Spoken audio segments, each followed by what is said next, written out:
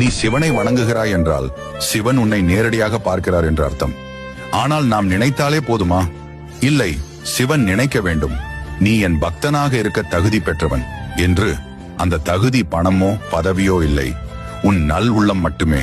இதற்கு சிறந்த உதாரணம் 63 நாயன்மார்கள். காரைக்கால் அம்மையார் சோழ நாட்டில் பிறந்த அவர் பெயர் புனிதவதி.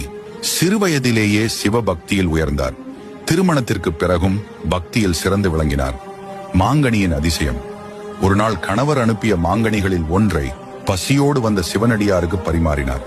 கணவர் மீதமுள்ள மாங்கனியை கேட்டபோது பயந்த புனிதவதி சிவனை வேண்டினார். சிவன் அருள். சிவபெருமான் அருளால் ஒரு மாங்கனி தோன்றியது. அதன் சுவை வித்தியாசமாக இருந்ததால் கணவர் உண்மையை உணர்ந்து இந்த பெண் மனிதரல்ல என நினைத்து அவரை விட்டு விலகினார். பக்தியில் மூழ்கிய புனிதவதி.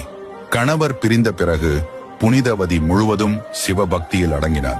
சிவன் கொடுத்த